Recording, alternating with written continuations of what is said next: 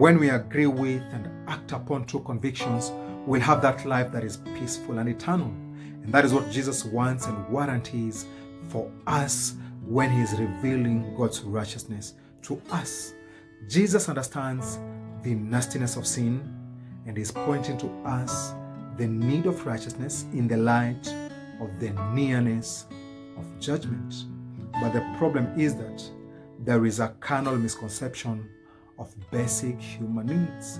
Men want the type of Messiah that addresses their desires for wealth, their desires for pleasure, their desires for power. Men want those things that make sense to them, even if those things don't make any difference at all. And that is why when Christ came, people never paid attention to his message because they judged him by the place and the manner of his birth. People missed on the point of manger because Christ was born in that filthy place so that we can understand that there is no filthy life that Christ cannot feed to turn around. But instead, he was judged for that, and people never even paid attention to his message. On the contrary, people listened to the enemy or the Satan, who is a liar. They also believed him. Some went ahead to create communication channels for him. Some signed up to be his agents, and some have even covenanted to be his agents for life. So unfortunate when the enemy has come to steal, to kill, and to destroy their lives.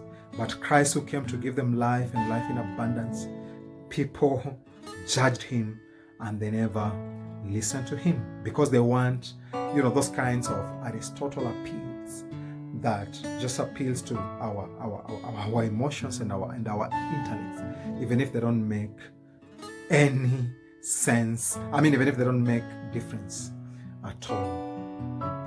And that's how people have missed out. But I just want to testify on behalf of Christians that we are not just wealthy, but God is the one who gives ability to make wealth. And until we have, the type of wealth that God allows us to have, we are contented with what we have. We have pleasure because of the fellowship that we have in God. We don't get drunk with wine, but we are filled with the Holy Spirit. We also have power. The Holy Spirit is within us and upon us, and we have that power to witness. God does exceeding abundantly above what we ask, think, or even imagine, according to the power that works within us. And so we are not missing anything. We are not struggling for wealth. We are not struggling for pleasure. We are not struggling for power.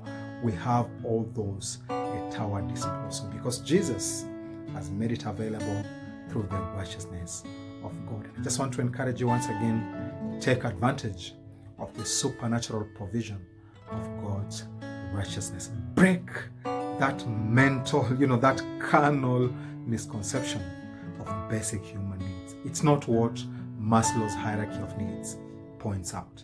It is the righteousness of God. There is a hub of righteousness, which is the kingdom of God, and the habits of righteousness, hunger and thirst after it, and your life will never be the same.